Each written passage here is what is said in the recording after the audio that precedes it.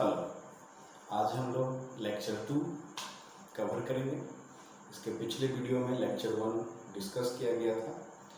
जो बच्चे आज क्लास कर रहे हैं, आज लेक्चर देख रहे हैं, वो पहला लेक्चर जरूर देख लें, जो जिसमें बेसिक हम बताए थे 12th का सिलेबस और इसका पहला NCERT का बुक इलेक्ट्रोमैग्नेटिज्म, चार्ज का हिस्ट्री वगैरह सब था।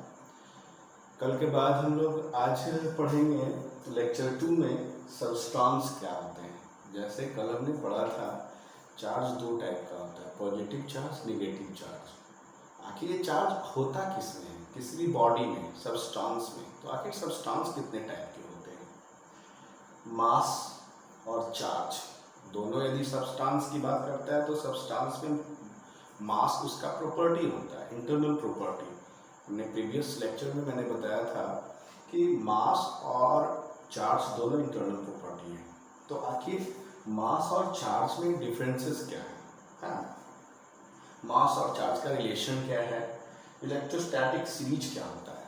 कल हमने डिस्कस किया था कि ग्लास रॉड और सिल्क को यदि रब करते हैं, है ना, तो एक पर पॉजिटिव चार्ज, एक पर नेगेटिव चार्ज आ जाते हैं। तो आखिर ऐसा क्यों होता है? आखिर कब हम पॉजिटिव लेंगे, कब नेगेटिव लेंगे? तो उसका एक सीरीज है जिसको इलेक्ट्रोस्टैटिक सीरीज कहते हैं, है ना, वो भी मैं डिस्कस करूंगा। लास्ट प्रॉपर्टीज ऑफ चार्ज, ठीक है। चार्ज का प्रॉपर्टी क्या है, आइए डिस्कस करते हैं। सबस्टांस। तो सबस्टांस बोले या बॉडी बोले, है ना, सबस्टांस बॉडी है ना, तो यह आपका मैटर, ठीक है, मैटर से बना है सबस्टांस, है ना। हालांकि सब एक ही चीज की बात करता है, पदार्थ, वस्तु या, है ना। तो आखिर ये है क्या? तो सबस्टांस की बात करते हैं तो सबस्टांस में क्या है ना कि कोई भी बॉडी जो होता है, कोई भी मैटर जो होता है, वो आपका छोटे छोटे पार्टिकल से मिलकर बने होते हैं, स्मॉल पार्टिकल्स, है ना। स्मॉल पार्टिकल्स हैं। ये पार्टिकल को मैंने कल बताया था प्रीवियस लेक्चर में, इसको कहते हैं एटम, जो डाल्टन साहब बताए थे, है। एटम का 3 फंडामेंटल पार्टिकल्स होते हैं, इलेक्ट्रॉन, प्रोटॉन और कौन सा, न्यूट्रॉन, ठीक है। तो एटम किसका होता है? स्मॉल पार्टिकल, किसी भी सब्सटेंस का सबसे स्मॉलेस्ट पार्टिकल होता है एटम। एटम का 3 फंडामेंटल पार्टिकल, इलेक्ट्रॉन, प्रोटॉन और न्यूट्रॉन। प्रोटॉन और न्यूट्रॉन जो होते हैं वो न्यूक्लियस में होते हैं और इसके अराउंड रिवॉल्व करता है कौन सा, इलेक्ट्रॉन। हाँ, जो आउटर मोस्ट में इलेक्ट्रॉन्स होते हैं, आउटर मोस्ट इलेक्ट्रॉन जो होते हैं सबसे लास्ट ऑर्बिट में, वो कहलाते हैं वैलेंस इलेक्ट्रॉन, ठीक है। वैलेंस इलेक्ट्रॉन यदि बात करते हैं तो ये लूजली बॉन्डेड होता है। क्या होता है? लूजली बॉन्डेड,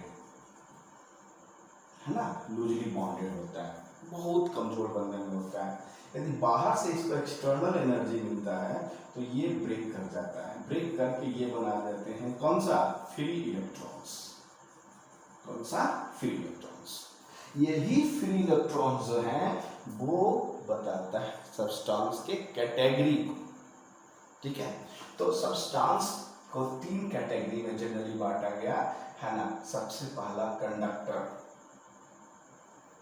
जिसको हम लोग कहते हैं चालक, है। दूसरा है इंसुलेटर या नॉन कंडक्टर, नॉन कंडक्टर, जिसको इंसुलेटर भी कहते हैं, जिसको कहते हैं कुचालक, हाँ। और तीसरा जो होता है वो सेमी कंडक्टर, सेमी कंडक्टर, जिसको हम लोग कहते हैं अर्धचालक, है ना।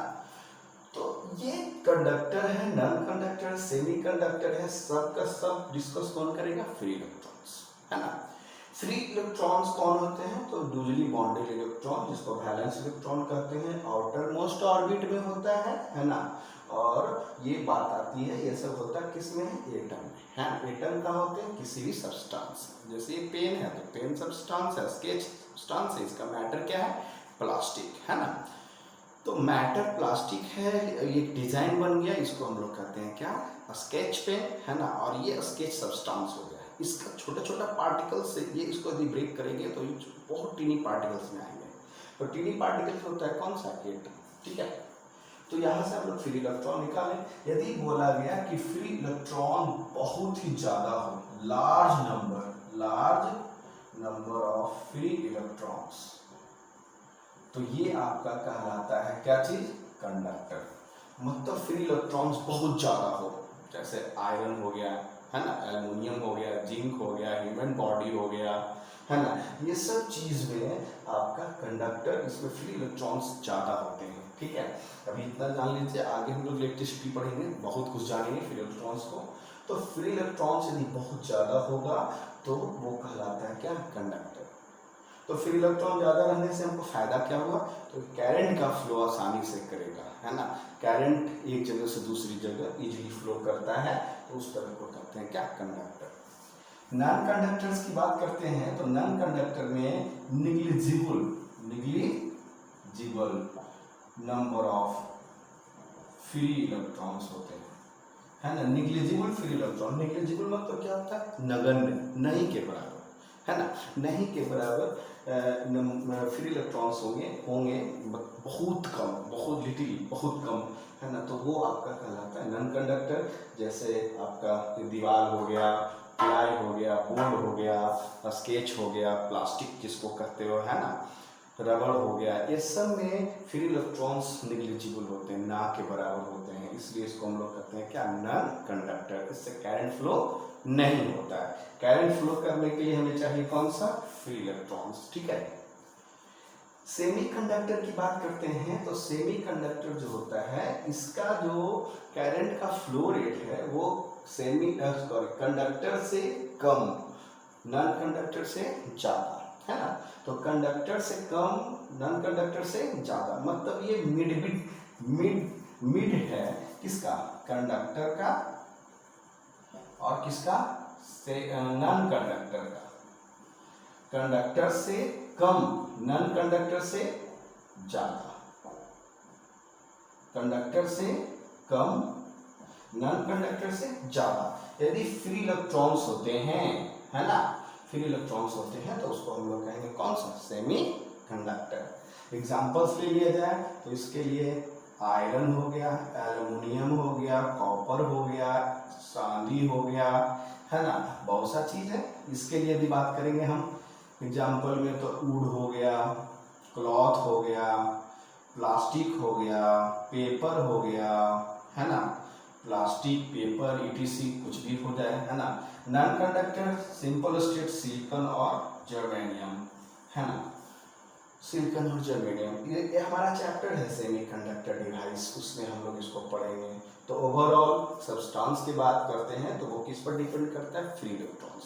फ्री इलेक्ट्रॉन्स सबसे ज्यादा होगा, कंडक्टर ना के बराबर होगा नॉन कंडक्टर, और कंडक्टर और नॉन कंडक्टर के बीच में होगा, मतलब कंडक्टर से कम, नॉन कंडक्टर से ज्यादा, तो उस तरह का सब्सटेंस क्या कहलाता है, सेमी कंडक्टर, ठीक है। तो यहाँ पे इसको आप लोग पॉज कर लिख लेंगे, है ना, पॉज कर लिख लेंगे, उसके बाद आगे बढ़ेंगे हम लोग। तो ये हमारा टॉपिक जो था वो सेमी का सब्सटेंस था। सब्सटेंस फ्री इलेक्ट्रॉन्स के साथ चलते हैं, तीन तरह का, conductor, non conductor, semi conductors. आगे सुपर कंडक्टर भी है जो रिसर्च टॉपिक है, अभी पढ़ेंगे उसके बारे में आगे जब करंट पढ़ाएंगे। आगे है मास एंड चार्ज, है ना। फिर से लौटेंगे सब्सटेंस पर। किसी भी सब्सटेंस का दो प्रॉपर्टी की बात हम लोग करते हैं, एक है मास और एक है कौन सा, चार्ज, ठीक है। ये दोनों हर एक सब्सटेंस के लिए बात करेगा, ठीक है। लेकिन अब ये दोनों में डिफरेंसेस क्या है जरा समझिए, ठीक है। मास जो होता है वो ऑलवेज पॉजिटिव होगा, मास ऑलवेज क्या होगा, positive, but charge positive and negative दोनों होते हैं। चार्ज एक ऐसा इंटरनल प्रॉपर्टी है किसी भी सब्सटेंस का जो कि पॉजिटिव और नेगेटिव दोनों हो सकते हैं, as depends on number of electrons, ज़्यादा है या कम है। लेकिन मास जो है वो आपका ऑलवेज पॉजिटिव होगा, मास कभी निगेटिव नहीं होगा। यही कारण है कि मास के कारण ऑलवेज अट्रैक्टिव फोर्स होते हैं। कौन सा फोर्स होगा? अट्रैक्टिव, मतलब हमेशा फोर्स एक बॉडी दूसरी बॉडी को मास के अकॉर्डिंग टू अपनी ओर अट्रैक्ट करेगा, रिपेल कभी भी नहीं करेगा, है। चार्ज की बात करते हैं तो चार्ज जो है पॉजिटिव निगेटिव होने के कारण अट्रैक्टिव भी होता है और रिपल्सिव भी होता है ना। तो अनलाइक मतलब एक पॉजिटिव तो एक निगेटिव, और लाइक मतलब एक पॉजिटिव तो दूसरा भी क्या होगा? पॉजिटिव। इस तरह का चीज रिपल्सिव। लाइक एक जैसा होगा, पॉजिटिव पॉजिटिव निगेटिव निगेटिव तो रिपल्सिव होगा। Unlike positive negative negative positive charge मिलेंगे तो वो क्या होगा? अट्रैक्टिव। इसमें जो बात होती है ऑलवेज अट्रैक्टिव होता है, रिपल्सिव नहीं होता है, याद रखना है। तीसरा जो बात करते हैं, मास का जो क्वांटाइजेशन होता है, क्वांटाइजेशन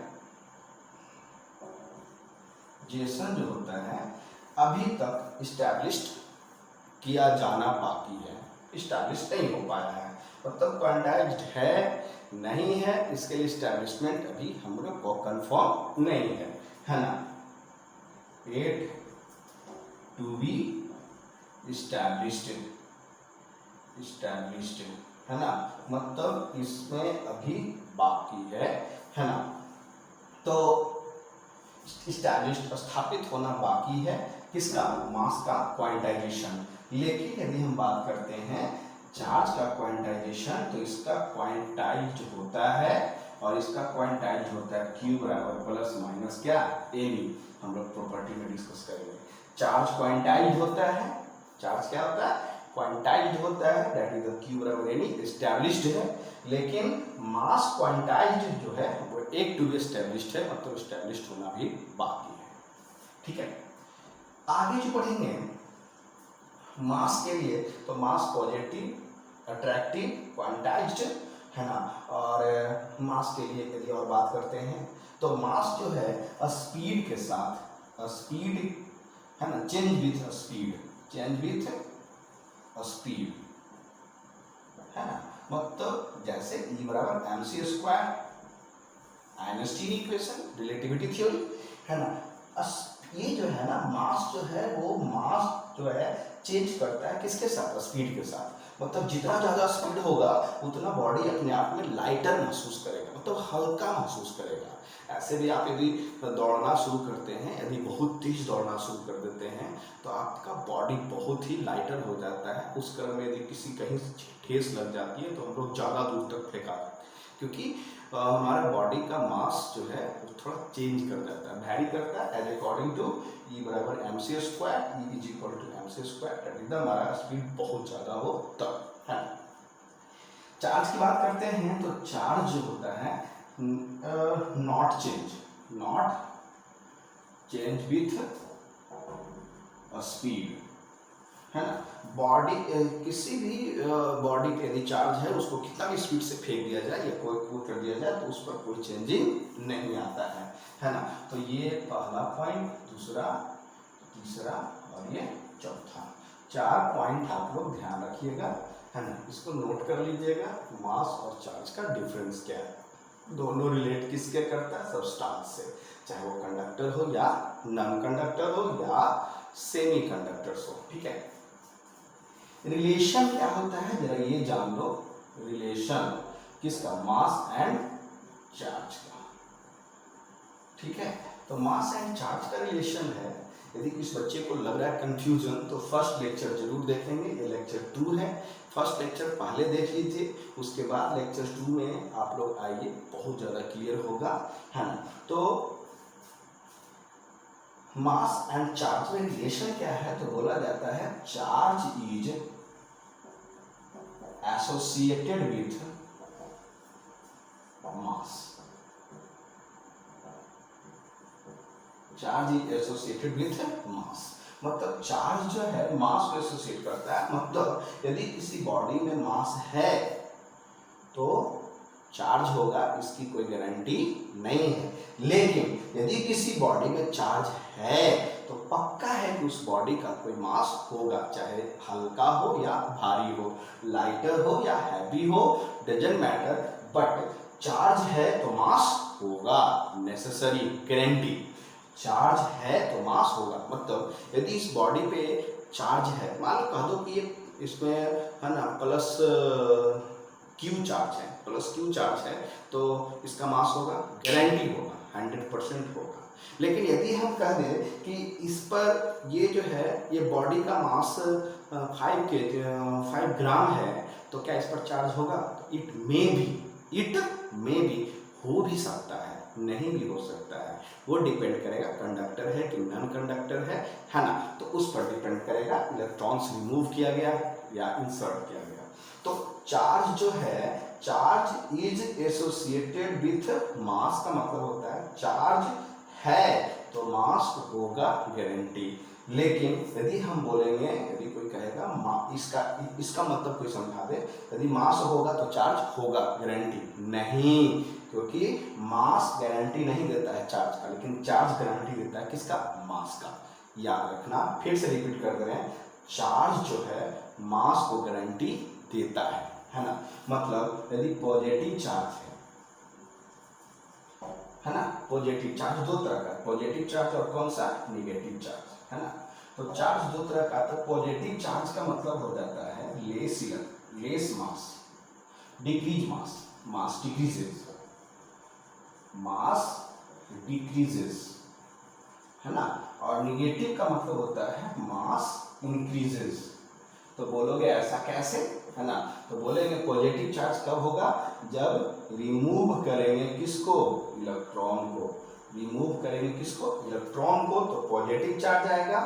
रिमूव होगा इलेक्ट्रॉन, पॉजिटिव चार्ज, तो मास क्या हो जाएगा? घट जाएगा। क्यों? क्योंकि इलेक्ट्रॉन का मास होता है जो रिमूव कर लिया गया, हटा लिया गया, तो जितना हटा उतना मास क्या होगा? घट जाएगा। उसी तरह से निगेटिव चार्ज का मतलब होता है इंसर्ट या ऐड, इंसर्ट या ऐड, जोड़ा गया, है ना। किसको जोड़ा गया? इलेक्ट्रॉन को। तो कौन सा चार्ज आ गया? Negative charge. और निगेटिव चार्ज आ गया तो मास क्या हो जाएगा? बढ़ जाएगा। क्यों बढ़ेगा? क्योंकि इंसर्ट किया, ऐड हुआ, मतलब जितना इलेक्ट्रॉन जुड़ा उसका मास उसमें इंक्रीज कर जाएगा। तो ये था आपका मास एंड चार्ज, ठीक है। इसको आप लोग बढ़िया से उतार लीजिएगा, point by point. 4 point mass और चार्ज का है, और एक रिलेशन है, और कैसे कब बढ़ेगा कब घटेगा वो है, ठीक है। आगे बढ़ते हैं, इसको पॉज करिए, पॉज करके आप बढ़िया से उतारिए इसको, है। ठीक, आगे बढ़िए।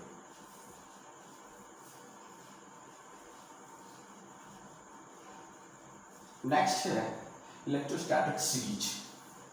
इलेक्ट्रोस्टैटिक सीरीज क्या है, पहले इसको देखिए। इलेक्ट्रोस्टैटिक सीरीज में हम लोग जनरली डिस्कस करते हैं कि कब किसको में रगड़ा जाए, है ना। पॉलीथीन को रगड़ा जाए किसमें?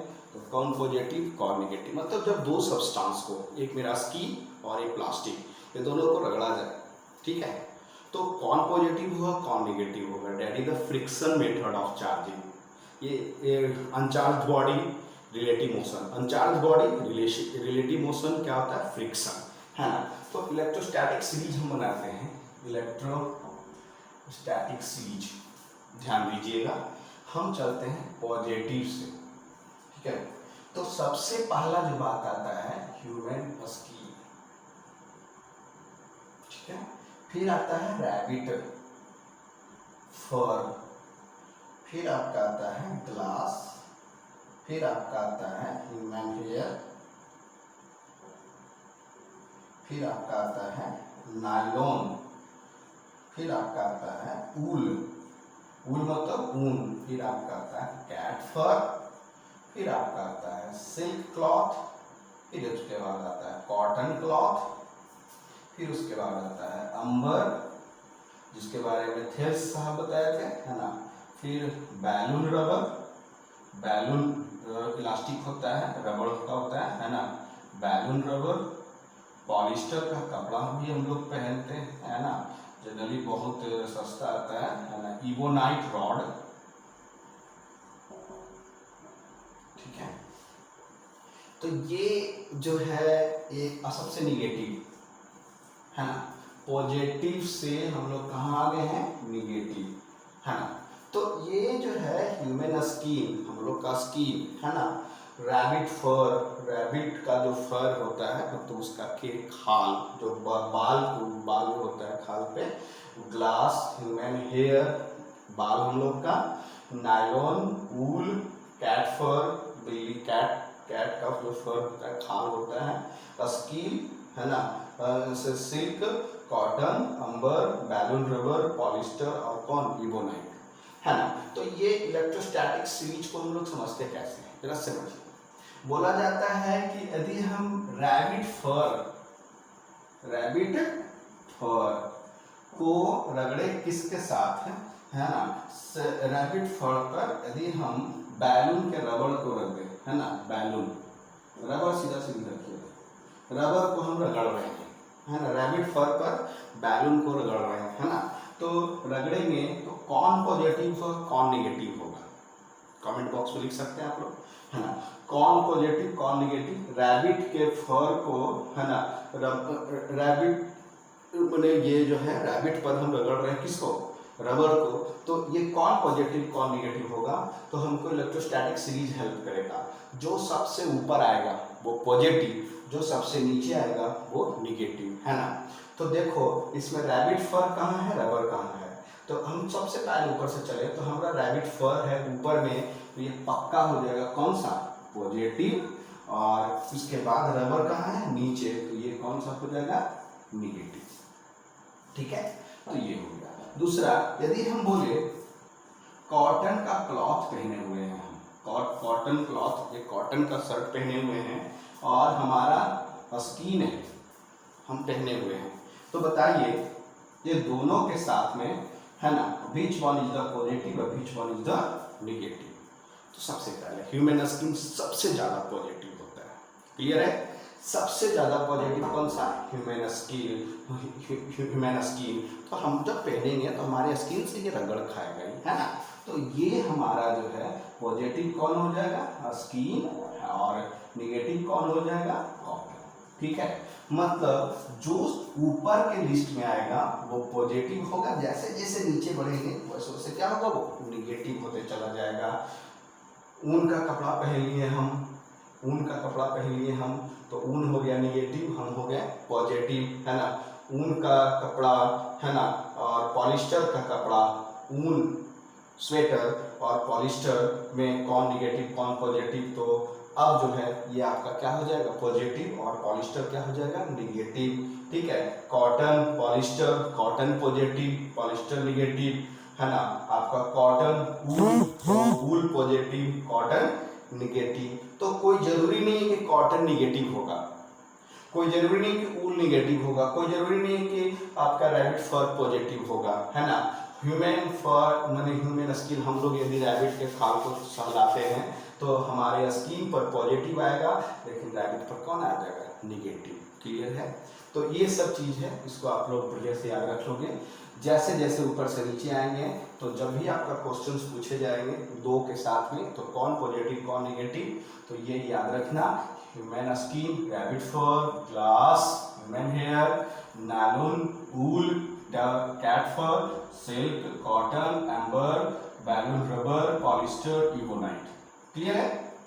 यदि हम लोग बात करते हैं, ठीक है, ग्लास कांच के कपड़ा है ना, और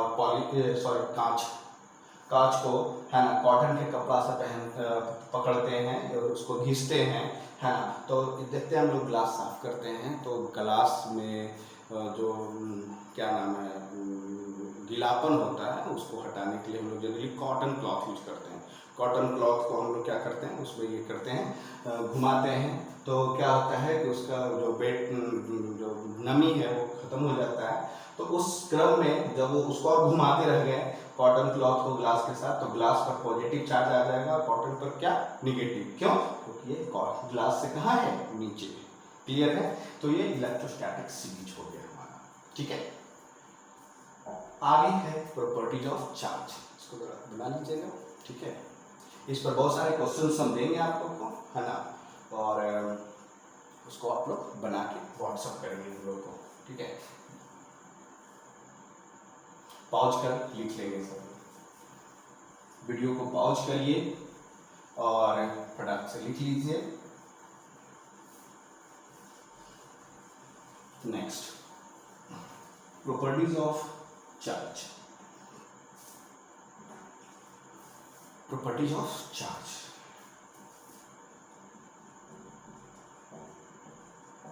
चार्ज का प्रॉपर्टीज बहुत सारा है, हम जनरली इंपॉर्टेंट बता देते हैं। सबसे पहला है स्केलर। चार्ज का पहला प्रॉपर्टी है कि स्केलर क्वांटिटी है ये, मतलब इसको डायरेक्शन से कोई मतलब नहीं है। इट मीन्स इंडिपेंडेंट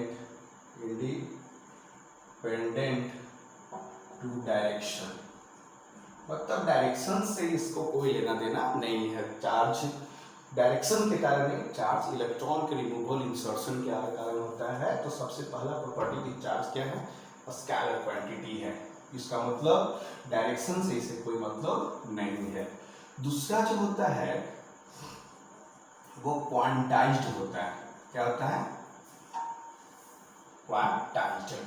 क्वांटाइज्ड का मतलब होता है Q is equal to n e, Q is equal to n e, ये प्लस माइनस, ठीक है। तो चार्ज जो होता है Q is equal to n e होता है, ठीक है। तो चार्ज बराबर Q बराबर एनी, तो Q क्या है, तो charge on body, charge on body. N क्या है, नंबर ऑफ इलेक्ट्रॉन्स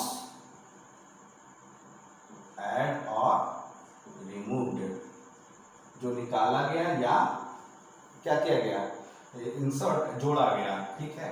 ई क्या है, ई का वैल्यू फिक्स है 1.6 इंटू 10⁻⁹ कूलम्ब, ये फिक्स्ड वैल्यू है, ठीक है। इलेक्ट्रॉन्स 1.6 इंटू 10⁻⁹ कूलम्ब, ये फिक्स्ड वैल्यू है, कभी चेंज होने वाला नहीं है। जैसे कि हम लोग पाई का मान पढ़े हैं 22/7, कभी चेंज आज तक नहीं हुआ है ना। उसी प्रकार ई का मान फिक्स है, याद कर लीजिए। N is equal to number of electrons जो ऐड किया गया, रिमूव किया गया। Q is equal to charge on the body, किसी बॉडी पे कितना चार्ज है वो Q है, ठीक है। कभी सोचा कि आखिर Q बराबर एनी फॉर्मूला आता कहाँ से, है ना। ये तो हम लोग पहले पढ़ चुके हैं कल सिंबल ऑफ चार्ज में कि भाई चार्ज को रिप्रेजेंट किया जाता है Q से।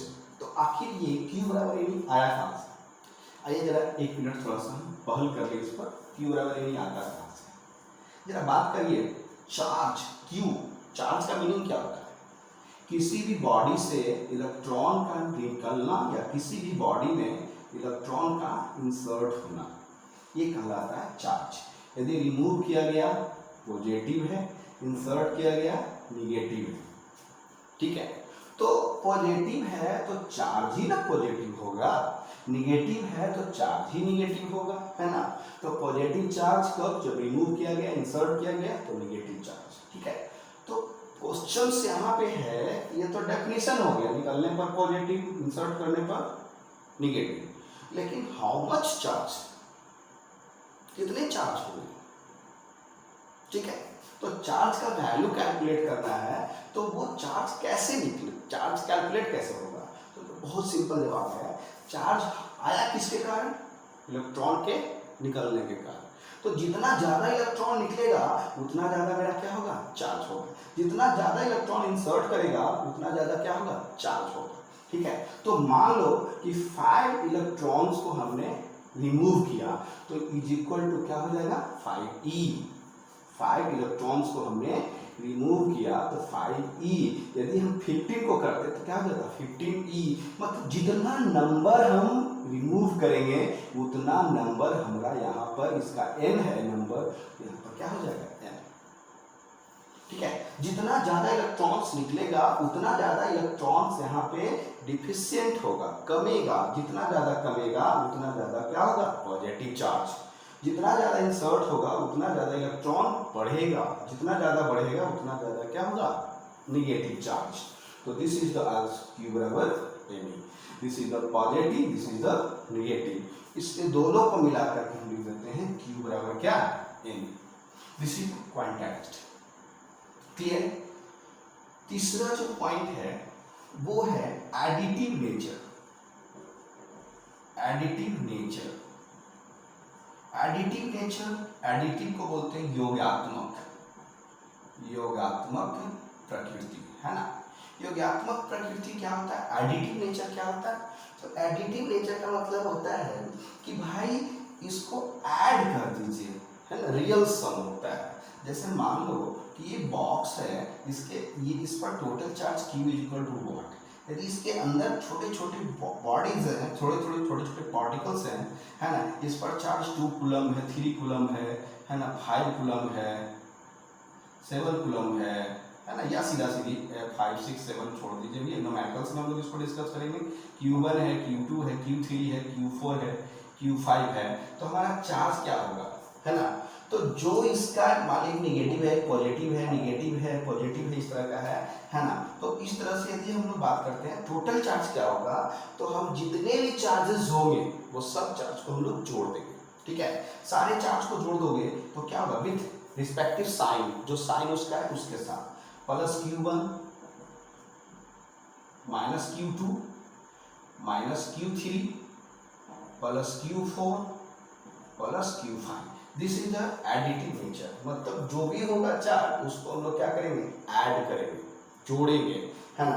यदि चार्ज दिया है, चार्ज पूछ रहा है, चार्ज गिवन है, चार्ज पूछा जा रहा है, चार्ज गिवन है, चार्ज कैलकुलेट करना है, तो हम लोग चार्ज को सीधा सीधी क्या करेंगे, ऐड करेंगे। यदि नंबर्स ऑफ इलेक्ट्रॉन्स दिए गए हैं, नंबर ऑफ इलेक्ट्रॉन्स दिए गए हैं, चार्ज पूछा जा रहा है, तो Q बराबर N, that is the quantization. Number दिया, चार्ज पूछा, चार्ज दिया, नंबर पूछा, चार्ज दिया, नंबर पूछा, नंबर दिया, चार्ज पूछा, क्वांटाइजेशन। चार्ज दिया, चार्ज पूछा, तो additive nature. Clear. Fourth point जो है वो कंजर्व्ड नेचर होता है। कंजर्व्ड का मतलब होता है संरक्षित। संरक्षित जो होता है law of conservation, law of conservation of charge, इसको ये भी कह सकते हैं, है ना। संरक्षित का मतलब होता है किसी भी आइसोलेटेड, नाम है आइसोलेटेड। अभी कोरोना वायरस, अभी आप लोग अक्सर सुनते होंगे 14 दिन के लिए क्वारंटीन कर दिया गया, इसको आइसोलेट कर दिया गया। हम लोग को ज़्यादा चीज़ फोकस करना है आइसोलेट। आइसोलेट का मतलब क्या है, आइसोलेशन वार्ड बनाया गया। आइसोलेशन वार्ड मतलब एक ऐसा जगह, ऐसा वार्ड, ऐसी प्लेस को बोल सकते हैं, है ना, ऐसा बेड को बोल सकते हैं जहाँ पे ना कोई जाए ना वहाँ से कोई आए, मतलब जो है वहीं रहे। इसको कहते हैं आइसोलेशन वार्ड। आइसोलेट करने का मतलब होगा कि मतलब बॉडी, किसी भी व्यक्ति को यदि इस तरह का वायरस हुआ है, कोरोना वायरस हुआ है ना, तो उसको ऐसे जगह पे रखिए, है ना, विशेष जगह पे जहाँ से कांटेक्ट ना हो, उसको एकदम सेपरेट कर दिया जाए, ठीक है। तो आइसोलेट का मतलब ही होता है पृथक्कृत कर देना, मतलब उसको अलग कर देना, सेपरेट कर देना। न वहाँ से हमारा कोई कांटेक्ट होगा, मतलब ना ही उससे हमको कोई लॉस है, ना ही हमको उससे कोई प्रॉफिट है, ठीक है। मतलब एक रूम में हम बंद कर हो जाएं, है ना, तो कहने का मतलब इसको जो है आइसोलेट करने का मतलब, हमको आइसोलेट करके रूम में बंद कर दिया जाए, तो रूम से हम बाहर जाएंगे ना, तो मेरे रूम में कोई और आएगा, तो इसको कहते हैं आइसोलेट, ठीक है। तो कंजर्व का मतलब होता है कि किसी भी आइसोलेटेड सिस्टम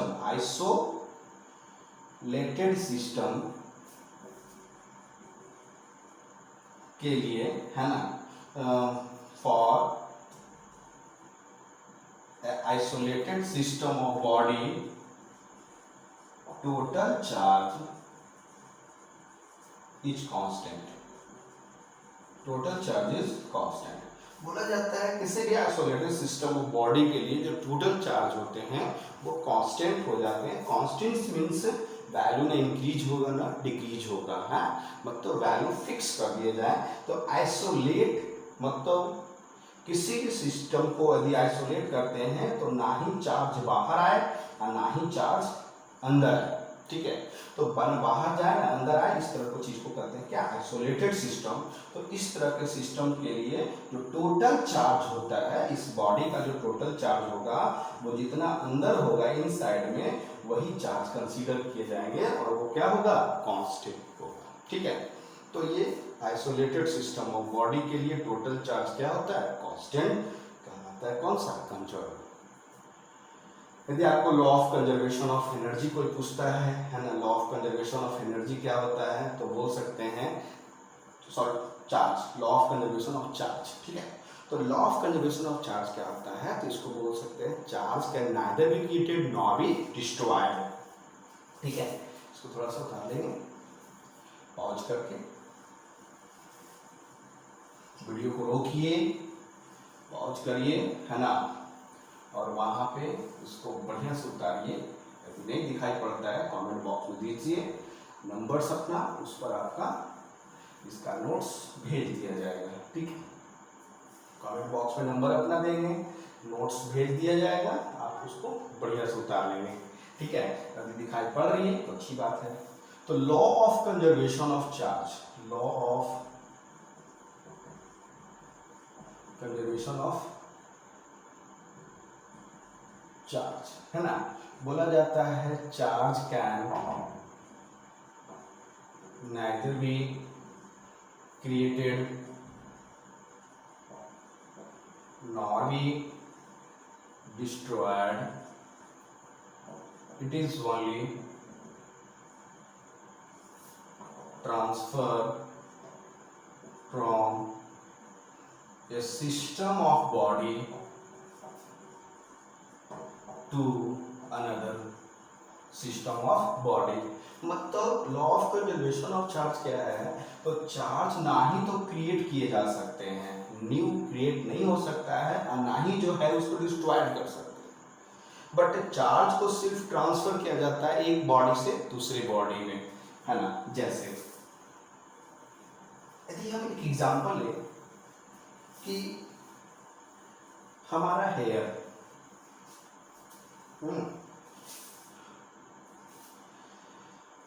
ऐसा करते हैं, एग्जांपल लेते हैं ग्लास, ग्लास रॉड, ग्लास जो है कांच, इसके साथ हम, है ना, सिल्क क्लॉथ को घिसते हैं, ठीक है।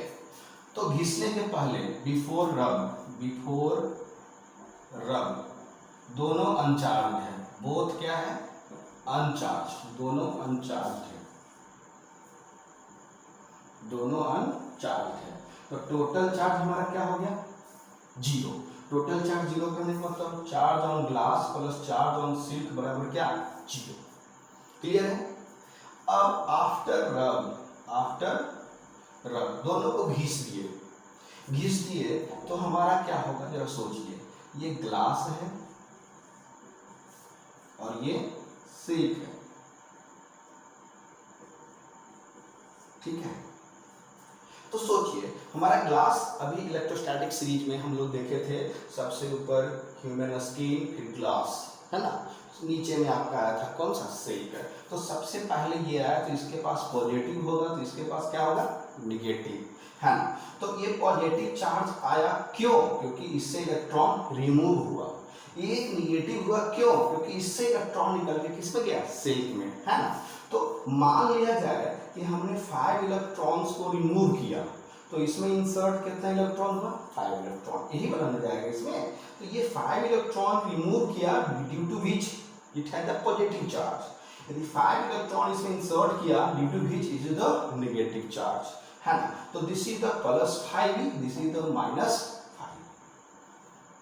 क्लियर। हम वैल्यू निकालेंगे चार्ज का, लेकिन नेक्स्ट टाइम जो भी होगा ऐसे चार्ज क्यू बराबर n e, N is the number, ये द वैल्यू, है ना। तो कहने का मतलब इसमें जो है आफ्टर रब करने के बाद हमारा charge on glass plus charge on silk is equal to what, हाँ।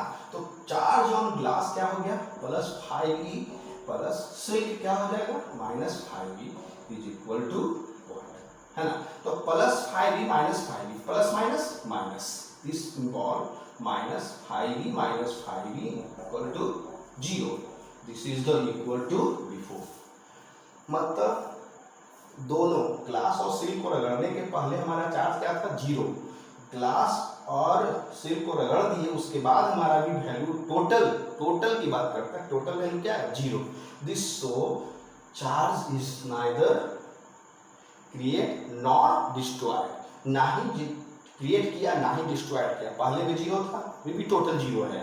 टोटल वैल्यू क्या है? जीरो। अब पहले भी जीरो, अभी भी जीरो, लेकिन ट्रांसफर किया गया वन सिस्टम से दूसरे सिस्टम में, मतलब ग्लास से कहाँ पे? सिल्क से सिल्क में, सिल्क से ग्लास में।